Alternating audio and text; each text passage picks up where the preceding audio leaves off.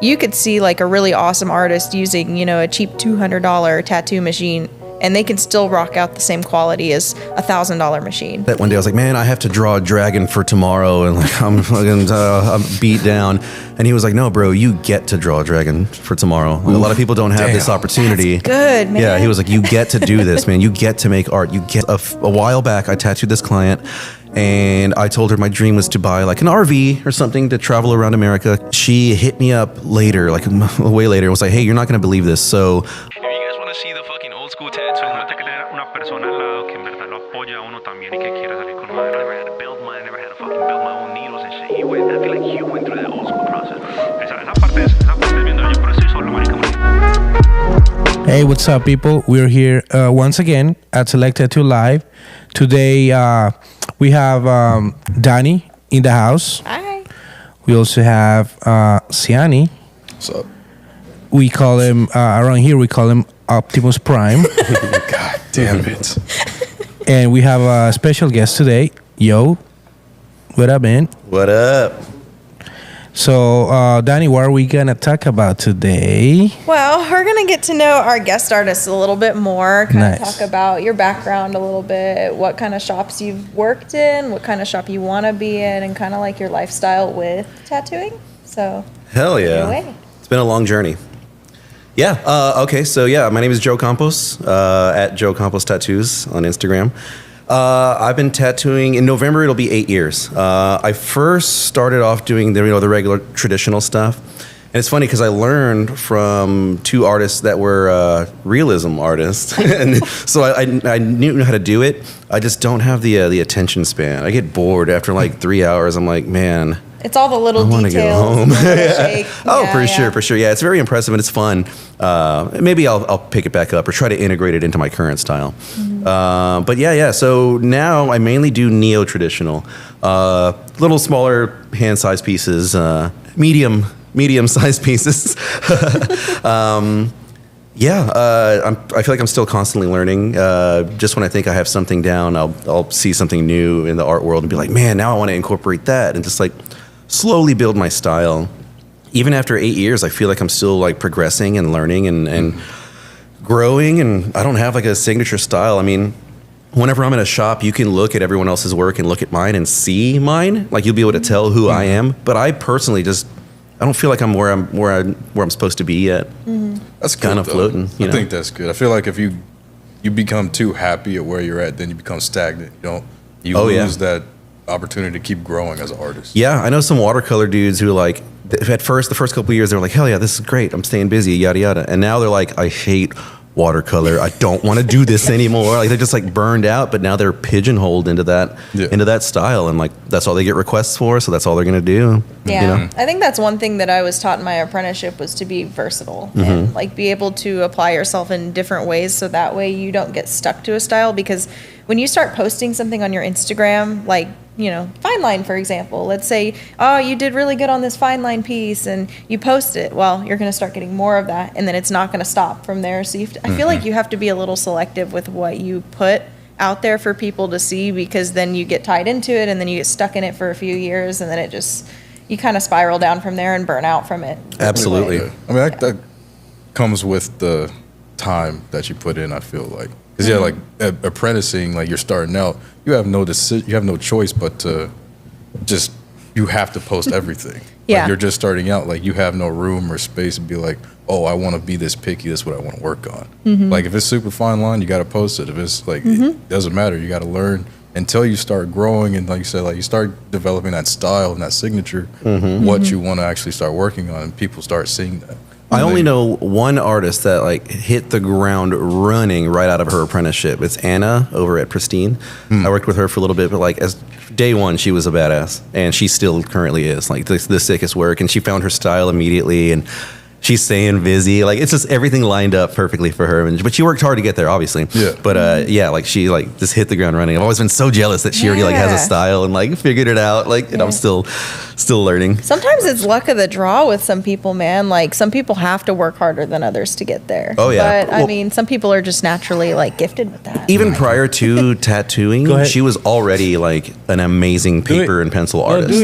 People that put the practice in, I feel like when they come in with a solid portfolio right off the bat with their apprenticeship, that's the people that you want, and those are the people that are showing you like, hey, I can do this. And then once they get a machine in their hand and they actually start working, it really shows Absolutely. immediately. And it's really scary because some of the people that are picking it up these days, like, they're just hitting the ground running like that. And Oh, their yeah. lines are super solid for their first tattoos. Their shading is super solid for their first tattoos. It looks like they've been doing it longer than a few days. We've also had some good advancements in like the technology that we're using. You know, like now all the pens are wireless. Now there's like really awesome needle companies out there. I mean, Black Claw is like hands down some of the Oh, best. that one's great. Quadrants and Cheyenne, like they're just like pumping out good stuff. So I feel like having a really good tool and having the right tool for the job is going to make you accelerate a little bit. Yeah. You know? The tool definitely helps. Oh, for Yeah. sure. But if you can't pull a line, then Oh my God. it don't matter how much you spent on that tool. Yeah. But That's true. Honestly, for me, it doesn't matter the amount of money that you spend or what you're buying tool-wise. It's the artist behind what they're using. So, I mean, you could see like a really awesome artist using, a cheap $200 tattoo machine, and they can still rock out the same quality as $1,000 machine. Right. If that makes sense. I mean, somebody less experienced, you want to invest in a $1,300 machine, but if you don't know what you're doing, Yeah. It'll still be problematic. that I'd say investment work is- up to that. Yeah. Because like, I'm just saying start. it's like that brand thing, it's like even with anything, clothing and stuff. Like, you want to spend all that money on, I got to look the part and I got to have this, but it's like, that's Dog, not you should go showing to it. Target or Walmart and get the same thing for half the price. You know, it's funny. I think Ferrari has a policy where, like, if you even let's say you're a billionaire and you want to go buy one of their like badass Ferraris, they'll tell you no. They'll be like, no, you need to start with this entry level one and then work your way up to this one. Like, what the hell are you thinking? All the money that you got, all the stuff, whatever. Like, you need to start here and then graduate. Like, that's kind of cool. That's kind of cool. I feel like I didn't know that. Yeah. A homie of mine, he tried to buy a Ferrari. They told him no. He only had like $200. Yeah, that's why I bought a Lamborghini instead. There you go. Yeah. Had a trickle down. So I guess like what kind of machines were you starting off with when you started your apprenticeship 8 years ago? I started off with coils, but then I immediately went to Neotats. Neotats were like all the rage when I first started because they were like direct drive.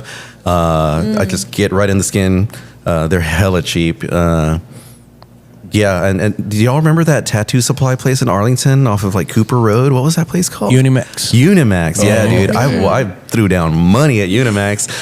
Shout out to my boy Josh, Texas Vandal. He used to work there. He tattoos now. He's awesome. Nice. But yeah, I started out with the Neotats, and then I graduated immediately to Bishop. I actually had the honor, the privilege to go to the Vatican out in California. Wow. And then the Bishop factory is right behind it, so I got to see how the sausage was made. It was awesome. that's Like cool. getting to see all the components and the parts and.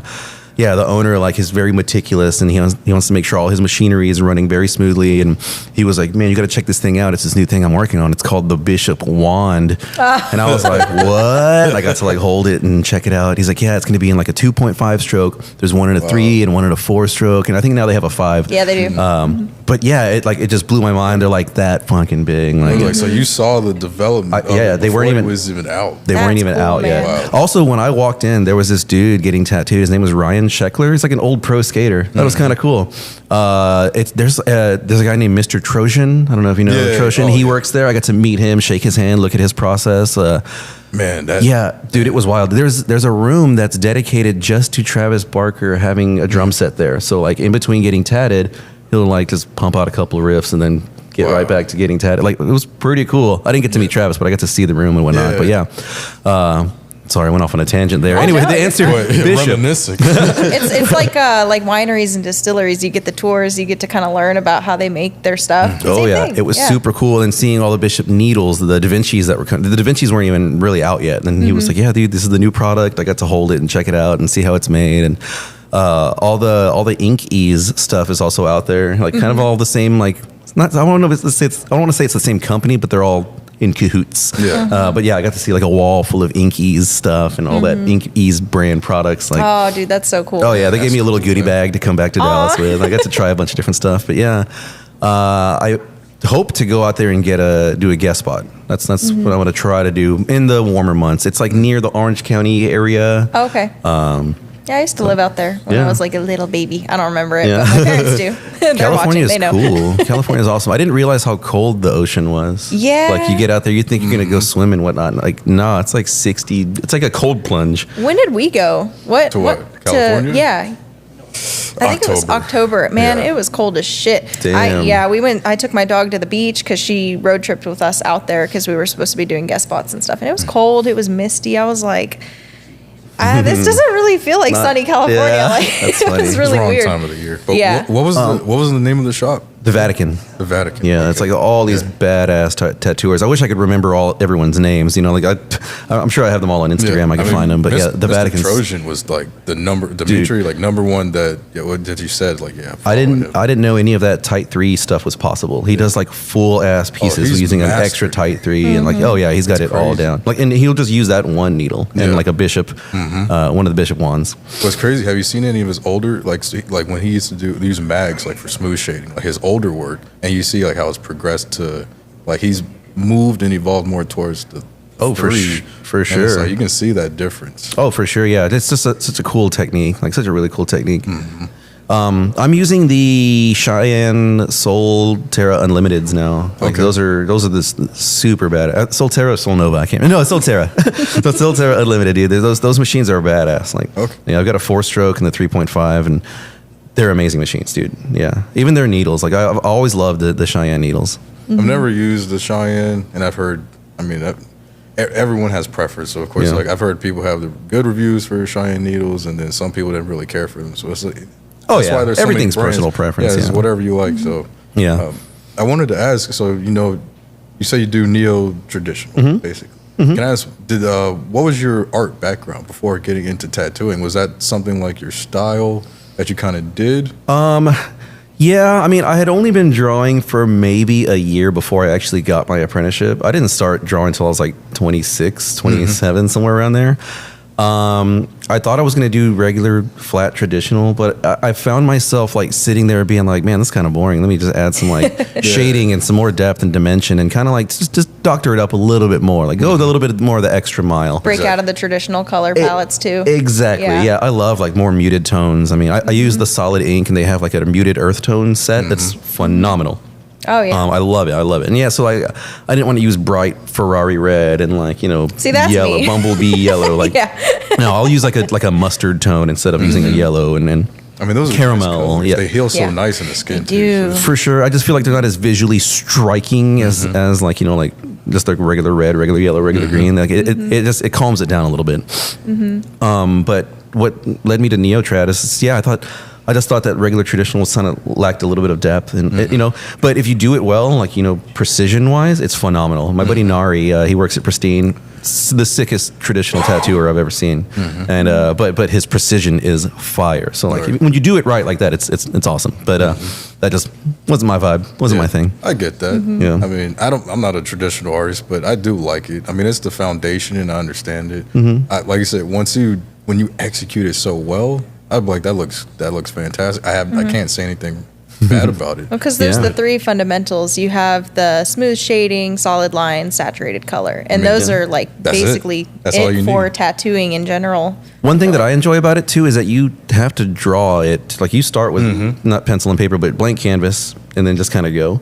My thing with like realism is like they do a lot of photo replication. Like sure, you can doctor it up and tweak it a little bit to make it more unique, but Yeah. at the same time, you didn't start from a blank sheet. Yeah. You know, Unless Yeah. you really practice drawing that. unless you do, but then different. that's not very efficient, is it? I guess it depends. I mean, I can't say that I'm one of those artists because I like to do realism. I'm For not sure. that well to just draw something realistic from scratch. Yeah. But there's so many artists that do. I know Aaron Norton. Yeah, If you Aaron follow Norton. him, like I mean, he's practiced it so much to where he doesn't even use a stencil. Yeah. he goes straight needle to skin. Alex and just Sorsa. freestyle. Sorsa is another like I think he's another Russian artist who does like the .03 needle shading, Yeah. and that dude, I just recently realized that he can draw that. Like he doesn't need a stencil at all. Like that blew my mind. See, that's crazy. man. Yeah. I just I'm never- seeing some of the freehand artists. I forgot his name. You probably know his name, but he's someone we see on Instagram a lot. And he just starts right off the bat on the leg, and he just starts with his toe tones, his shapes, and then all of a sudden it comes to life, and it's like this like realistic horror style, whatever he's doing, and it's crazy because I'm like, you're literally not using a stencil. Are you talking about besides Aaron Norton that I use an example? Is that who you're talking? I've seen a couple different artists that have done it, and it's really crazy because they build it up and they get it anatomically correct, and I'm sure they have a reference, but the fact that they can do that without a stencil, and we've seen what people do without a stencil, and it's a little horrifying. That's ballsy. That's ballsy. I don't feel like I have the skill to do that quite yet. Maybe if it was like cherry blossoms or flowers, but work your way up. A whole anatomically correct person, that would be gnarly. That just shows what you can do when you actually put the time and you master that craft. Oh, for sure. Because not everybody's doing that. Most of us are using stencils, or we have to draw it out first. Yeah. So. Well, I know artists that are using AI now, and I'm not going to even mention any of them or like any of that. I'm not going to open up that can of worms. But to their credit, they come up with some pretty cool ideas, and they're like pumping out tattoos, and it's working for them. So like, keep it going. It's another controversial topic. Oh, that is a big one. I've had clients send me some AI generated images. I'm like, hey, can you tattoo this? And I'm like, yes, but I have to correct it, make it tattooable first of all. Yes, someone sent me one with like a mangled hand. Oh my God, like, they look like this. I was like, dude, I'm not gonna. I need to fix this. No gang signs. Sorry, I don't do gang tattoos. Nope. What you repping over there? Yeah, right. You want to know? What hood is this? But yeah, it is crazy to see what they're pushing out. But the thing that I've seen a lot of people doing with the AI is that they're not actually tweaking the image to make it tattooable. So you see it in the tattoo and you're like, what are you thinking? Like, why? Like, you could have just taken the time to like redraw certain parts of it, or just, it's just crazy, man. Some things you can take out, some you can add. Yeah. There's an artist that did a AI Mario piece. It's like color realism Mario, but it's like you can tell it's AI because it looked like it was either like the teeth. It was like an extra row of beard or something. It was like, you didn't take that out. You can also go through that artist's Instagram and then just see the dramatic, like, whoa, all of a sudden they just started tattooing crazy colors and shit. Like they went from doing little butterflies to now just this. And like you could tell like they started implementing AI in their work. But there's nothing bad. I mean, like it has its merits. It'll eventually, we'll find a good balance where we can use it and still also have our skills and do a mix of both. But as where AI is right now, I think it kind of sucks. Have you heard like AI Drake songs? Like they're terrible. Oh man. Let's not get on the topic of Drake. Oh my God. That's a whole nother episode I don't think we're fit to talk about. For sure.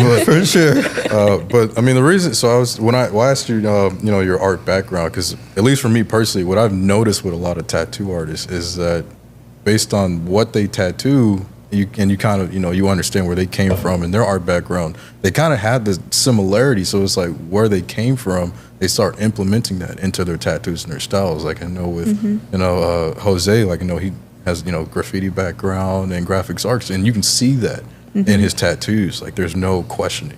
Interesting. I mean, I don't know. With me, I mean, I like to watch a little anime. I really love cartoons in general. Just, like I can watch Batman the animated series over and over, The Simpsons over and over and over. And my whole life, I've always really liked the different styles of illustration and animation and whatnot, especially with Batman. Like the textures in that cartoon are insane. The way that Bruce Timm drew the female form is like brilliant. So even growing up, I've always liked that, and I've noticed that whoa, that's different than what he draws, and Family Guy looks different from Futurama, and I can see basically the different artistic styles, and that was what I wanted to do in my tattoo career, was try to find the differences between neo-trad and trad, and then explain it to someone who I just wanted to have more texture, or more depth, more dimension, more volume, more scale, stuff like that. Because I don't know, I grew up watching, something as flat as The Simpsons, but also as depth crazy as Jujutsu Kaisen. You know what I mean? So I don't know. It's just something I've always thought of since I was a kid. Cool, man. Yeah, because you said you started drawing about a year before you started your apprenticeship. Yeah. That's one thing that's really interesting that I've noticed lately too, because it doesn't seem like something that's dying out, but I've seen people that have been getting apprenticeships and they've never drawn a day in their life. I had always been interested in tattoos since I was 18. I remember the day I turned 18, I went to a tattoo shop somewhere here in Irving, actually. And it's probably not even there anymore. But I went and talked to the guy, chatted his ear off, and I ended up going the route of music. Prior to tattooing, I was a music instructor. I've been teaching classical guitar like my whole life. Oh. Yeah. Oh, yeah. I worked at a bunch of different schools. And then, it wasn't until I was 26, I was working at Whole Foods. My buddy, Nari Huval, he works at Pristine, super awesome tattooer. He was apprenticing under Zach Singer. I got to meet Zach and just kind of like became homies with him and Kevin Hicks and all those people. And I don't know. The lifestyle was cool. The art that Zach pumps out is amazing. Oh, yeah. Yes. We can all agree he's one of the sickest tattooers in the world. And it just got really inspiring. And I was like, I think I can do this. So I started drawing, put about a year's worth of work into it. I would talk to Zach. I would talk to Nari, my buddy Kevin, and just kind of get their feedback, and that helped get my foot in the door. On top of that, I was also getting tattooed. That's a number one thing that's too. great, Like, yeah. ooh, I don't like when I see an apprentice or an artist that doesn't have anything. I'm like, what? Yeah, so I was getting tattooed the whole time. So even though I wasn't drawing my whole like early 20s, I was still getting blasted like every month, it seemed like. Yeah. You know, It sounds like you did it correct. Yeah, Like, yeah. like you said, you built that rapport and that relationship before even just be like, hey, can you offer me a position? Or Oh, for sure, opportunity? yeah. Never You did the once same thing, too. talked about money and all like that. It's just like, I want to learn this and I want to be as cool as you guys, you know, like everything else will fall into place. And it did.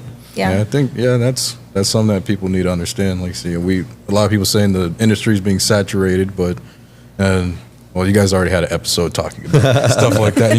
Yeah, I said educating the it. I client said and it. stuff. Okay, the industry is saturated. Yeah, but I Put think my name in your mouth. I think it's oversaturated with the same. It's No. oversaturated with the same kind of artist, the same like little Pinterest butterflies and the little thing like that. Like, I wouldn't mind if everyone had a different artistic style. Yeah.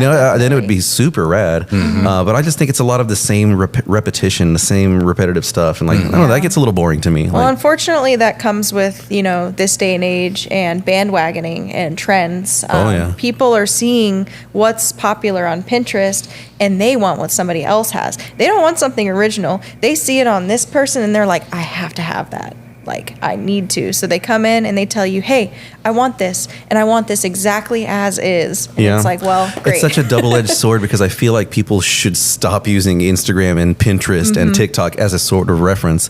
But on the same time, we need that to put Yeah. our work out there. Right. So it's like, and then they're just going to get catered to their own algorithms. And like, what if our work doesn't even show up because they only like these little butterflies, or that's all they ever see is the tiny little, 20-minute bangers. Like, Yeah, definitely. it's really weird how like it seems like we're almost not in control of our own destiny, but we kind of are. Like, Yeah. The way I justify it, and a lot of people probably know this, but some days you make money, some days you make art. That's some a days, brilliant quote. if you're lucky, you make both. Yes, so, absolutely. And I feel like I'm so early in my career that really I'm making a little bit of both, here and there. But Yeah. there are things that, I still have to pay my dues. Like, people will be like, oh, I love your work. Let's do something you don't do. And I'm like, okay, well, I guess we'll do something I don't do. And that's fine. But yeah. because, early tattoo artists, they just want what they want and they don't want to do anything different. And I'm not going to lie, I've been there. I felt the same way, like, hey, why can't I do anime and, all this? And I'm doing all these Pinterest tattoos. And I'm like, well, Siani kind of reminded me, he was like, well, you kind of just need to pay your dues first. Like, we all went through it at one point in time. Oh, And for so- sure. And also, like, you're kind of preventing burnout. Like I said, Yeah. my homie with the watercolor, like, he got burned out 2 years into it. My homie corrected me on something that I said a long time ago. My buddy Chris Clemens, super wise guy. I was upset one day. I was like, man, I have to draw a dragon for tomorrow, and like I'm beat down. And he was like, no, bro, you get to draw a dragon for tomorrow. Like, a lot of people don't have this opportunity. That's good, man. Yeah, he was like, you get to do this, man. You get to make art. You get to make money, and you get to go home and go to sleep and eat whatever you want. Like, you get to draw this dragon. Don't think like that.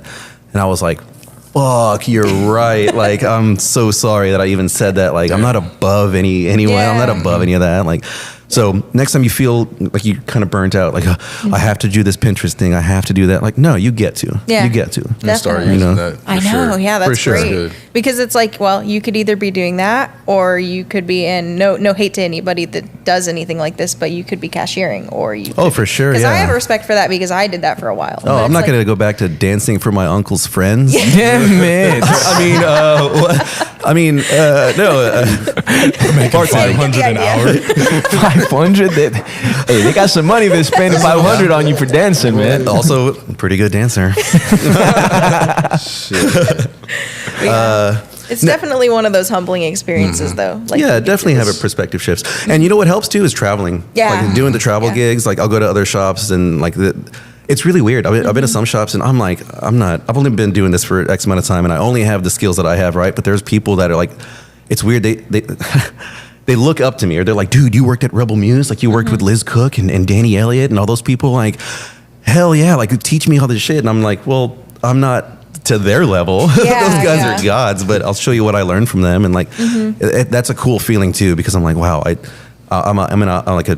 just had these badass opportunities to really learn from these really awesome people. And now I get to share that information with you. And like, I don't realize that not every shop has that type of thought process or whatever. Like sometimes like in the little podunk towns or whatever, they don't have access to seminars and like, Yeah, things you gotta like travel that. for that, for sure. For sure. And I feel like I'm fortunate enough to have a lot of that in my life. Like a lot of really, really good, smart artists to help Yeah. spread that information and not gatekeep. Yeah, Like- that's the thing too. Is I've noticed because we've done quite a few guest spots now. I was scared shitless when I first started doing that. I was really shy. I didn't want to talk to anybody, but I had to jump out of my comfort zone real quick. And I learned that, a lot of the people that are open to having guest artists are really open to sharing information and are really nice. And they will give you that information and you can take it and do what you want with it. So I feel like when we've traveled, we've learned a lot from a lot of different artists. What to do, what not to do, anything. Oh, I'm And- still learning. Oh yeah, Yeah, we're still learning. Oh, it's never gonna stop unless you want it to, and once you want it to stop, then that's when your growth. Just Even with some shops that allow guest spotting, and I learned from one shop because I applied to them, and they shut me down. Even that was 30 years of tattooing. But they told me that my work was not fitting their aesthetic. And there's been a couple of shops, and I think they have the right to do that. They don't have to allow me there. But it's just that difference in what shops are super open to, come on in, like you can learn from us and, just work with us. Like, again, just that part of the industry of connecting with each other where to contrast with a shop where, they only want certain artists, certain styles, certain aesthetic of what they want to portray. yeah. That happened to me once, and then years later, I actually went to go work at that shop. Oh. Really? Yeah, I'm not gonna say. I'm not gonna even mention it, but anyway, that could be. Say it. No.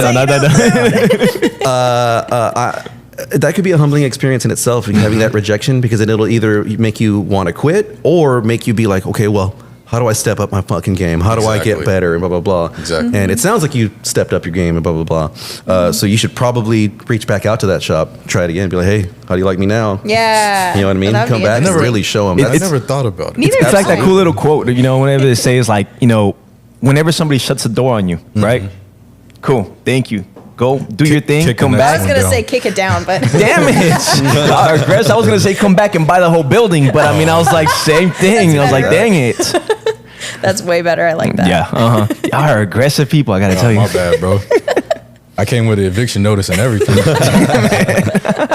Well, I don't know. That's a good thing. Like, I think people learn from failures. You don't learn by just getting everything you want in life. You learn by fucking up or like making mistakes or like not being able to get into that shop. And you're like, well, I'm going to step it up. Like that's what I would do. If I got rejected by a shop, I would be like, all right, I'm going to go draw every single day for the rest of the month and then come back and crush them. You know what I Yeah. mean? Like, I actually wanted to ask you about that too, because you mentioned about failures.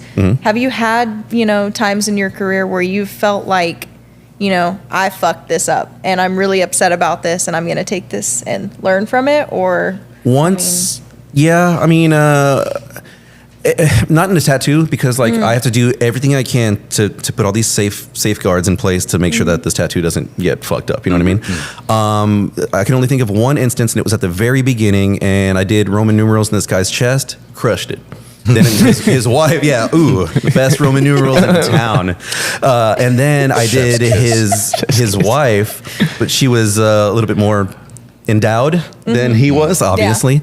And I didn't know like you had to really, really stretch and really, and I was a little bit shy the and same timid. I'm spot on this. right here? Yeah, I'm on Oh, her. yeah. I'm on her titties. Like, are you okay? Oh, yeah. And Gravity take it over. Yeah, Well, that's why you come gotta on, sit man. them up a little bit so that the gravity See, kind of pushes everything yeah. down. See, I didn't know that at the Yeah. time. Now I know so much about titties, and I didn't know that. God damn it. And the lines came out a little shaky. Yeah. Nothing detrimental. Like, she wasn't upset. I still got tipped and everything else. But in my head, they were like, I just fucked up that girl's life. I showed the picture. I showed the picture to other people, and they were like, Yeah. dude, you're fine. Yeah. But in your my head, oh yeah. The only other time a mistake was made was this girl wanted some Morse code. I don't know Morse code. So she gave me the Morse code. And I was like, all right, what you gave me is going on your body. And it turns out there was like an extra dot that didn't need to be there or something like that. Man. Yeah. And changed the whole thing. But you know, like that, I guess I could have Googled it and whatnot, but I mean, she had the paper. She was like, this is what I want. Like, all right, cool. But yeah, in hindsight, Google your Morse code. Google your Morse code. My Latin's a little rusty too. I should probably. Latin coordinates, different languages. Oh yeah. I mean, I had you were talking about what you were saying, working at street shops and whatnot. I was at a street shop. And this is the craziest story that's ever happened to me. I had a guy come in and he insisted on drawing his own tribal on his arm with a Sharpie. Oh, God. And I was like, bro, I could do it better. And he's like, no, man, I'm in a hurry. Like, I'm in a hurry. Okay, fuck. And I was new. I'm talking like this was like maybe a year in, maybe less. I sat there 45 minutes, watched him draw the shittiest artwork I'd ever seen in my life. Shittiest tribal. So then I thought, all right, what I'm going to do, I'm going to give him like a really high number. That way he can be like, what? I'm not paying that. And then dip out. Nah. I was like, yeah, dude, I'll do it for $2,000. And he goes, all right. Oof. I was like, Backfired. no. So I did the tattoo. In it the was best way. Dude, it was the worst shit ever. And like, now I know to say no. Like, saying no is a very, very powerful thing now. He dipped out, tipped me another $500 on top of it. I know, but like now that's on him, and I think about now it's stuck with me. Like, that's on him for the rest of his life. He drew it and he paid for it. See, but then there's that fine line. Like, isn't it our job to educate the customers? Isn't it our job to learn to say no and not just take their money and run? You know what I mean? It is, but there's a line too with it. You know, clients can be very, very insistent, and when you put in your 2 cents and you tell them, hey, professionally, this is what I think. Oh, I don't care. I just want it like this. It's like, okay, so what if they wanted a swastika? well, that is different. That is something that I would say, no, you need to exactly. leave. Where does the morality come into place? That's a good question. The thing that I think about is like, you know, you can say no, like if it's something that you don't want to do, and you can say no, and they'll take their business elsewhere, and somebody else will get paid. You know, I know. unless it's something controversial like a swastika. Or, that's one thing I would never do is anything hateful, racist, prejudiced, sexist. You know, none of that. I'm sure we would cover them up, but not. Oh yes, I've never had a chance to cover up anything fucking crazy like that. I would love to. No, not a swastika. No. Like, That's the first thing he goes to. I mean, like anything that was like racist, controversial, whatever. I feel like you have like once early in your career. Damn. Like a flag or something like that. That's crazy. They picked you to do it. They're like, who else better? I'm gonna mess with this guy's mind. I want you to cover this Confederate flag, man. Maybe it might have been something like that. I can't vaguely say yes remember or no, it. but I mean, maybe. I've maybe. never had the chance to cover up any. And also, I've only done like 2 cover-ups my whole career. No one's really ever asked me. Yeah. Really? Oh, must be nice. Dude, it's crazy. Yeah. Well, it's for some people and not for others. Like, you know, some people have more experience in the cover-up range. They like doing them. Some people do not like doing them. I mean, for me, I don't like doing them, but I will if it's like something small that I feel like is in my wheelhouse. I feel like every time someone were to ask me for a cover-up, in those instances, I can't think of what to cover it with. They're like, hey, so what do you think I should cover this with? And I'm like, just put on blast, like, a shirt? I don't know.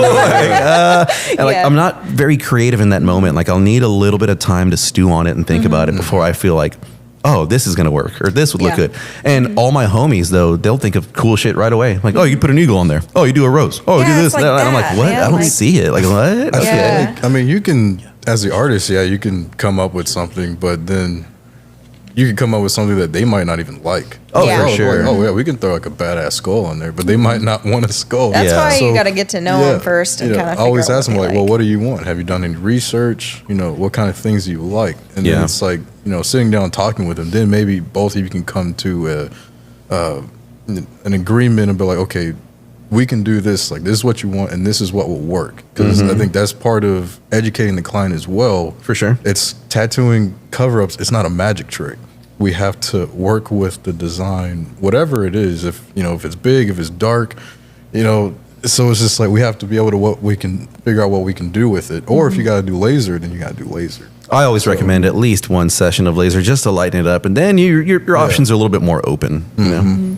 But Sometimes you're gonna spend more money. Like that's just what it is. Like Yeah. if you want to do it right, that's what we got to do. more money, more pain. When's the last time you guys got tattooed? A few. Yeah, a few weeks ago. What? Month Dang. ago. Well- I get tattooed like every 5 years. That shit Oh. hurts. It hurts as you get older, for sure. That's So, like half a year ago for me, I would say. Oh Yeah. yeah, I have a session scheduled in November with my homegirl, and she's gonna do the rest of my neck on this side. I'm just like, oh man, yeah, I'm gonna be busy. Like I'm Yeah. gonna call out that day. Like, hey, can't gonna make it. just lie down for a week and just not speak to anybody. Oh, I And- know it's brutal, but every time I do get tattooed, it's like a refresher. Like, oh, this is what I'm doing to people. I need to be more slow. I need to be more Oh, yeah. caring. You know, like I mean, I have really awesome creates bedside empathy. manner. Yeah, I need to. Yeah, that's. it creates a lot of empathy. Oh yeah, people. for sure. Yeah. Yeah, you don't realize like what you're doing. Sometimes it's just a job. Be like, like painting Yeah. by numbers. Like It's here we very go. and- humbling when it's your turn in the chair Oh, and you're on the I other side of it and you're like, know. holy fuck, like this is the worst. I'm so sorry I do this to everybody else. Like, Oh yeah, my hands and my feet sweat a lot. Yeah, when I did this neck piece, it was like 9.5 hours. Yeah. It was the only time I ever thought I was going to pass out. And Really? I've never had that sensation. I had tunnel vision and just like I didn't eat. Also, I'm an idiot. Yeah, always eat. No it's always the caffeine. tattoo Always artists eat. that always come ill prepared. Oh, for sure, dude, for sure. But yeah, that was the most eye-opening shit ever. I was like, wow, this is what people go through. Now I need to take this approach and, Yeah. take more breaks or offer more water breaks or bathroom breaks, yada, yada. Offer a little snack or some Yeah, sugar and like All that little empathy here. little and there, things that yeah. I wanted in that moment. It was just like, I need a pillow. Well, thank you so much for being on the show today. We're super course. grateful that you took the time out of your day to be here and kind of like share some insight and just tell some stories. And Yeah, is there yeah. anything else you want to add? No, Just about not really. experiences with tattooing. So, okay, we talked about maintaining client relationships, and this is so fucking awesome because a while back I tattooed this client, and I told her my dream was to buy like an RV or something to travel around America because, I mostly just fly and I have to carry all my shit with me. Yeah, it's a And she hit me up later, like way later, and was like, hey, you're not going to believe this. So I bought this bus and we had begun renovating it to travel into like an RV, a little camper, and I'm pregnant. I can't do it anymore. Oh. You're the first guy I thought of. Do you want to buy it? And I was like, yeah. She was like, dude, I'm not going to say the dollar amounts of the prices or anything, but it was way, way lower than I thought. And I'm getting a bus to travel and all around America. And just because I maintained the friendship with her and, like I commented on her Instagram posts, like about her dogs and stuff like that. So like, just maintaining those client relationships, dude, you never know what you're going to get out of it. a little goes a long way. Yeah. So now it's just accelerating my career even further. Just the simple act of being a friend with someone. That's really great advice. Yeah. Yeah. Well, thank you so much again for being Of course. here. Yeah, appreciate you, man. Yeah, for Hell sure. yeah. I guess you want to give your Instagram out. Yeah. Again, just one more shout out. Yeah. Joe Campos Tattoos on Instagram.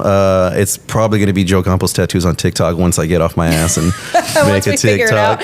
Yeah, for sure. Cool. All right, man. All right, Thank you. Close us out, dude. I've never closed this out, so I don't know what to say, but thank you so much for taking the time to watch, and hopefully you learned some interesting information, and we'll see you next time.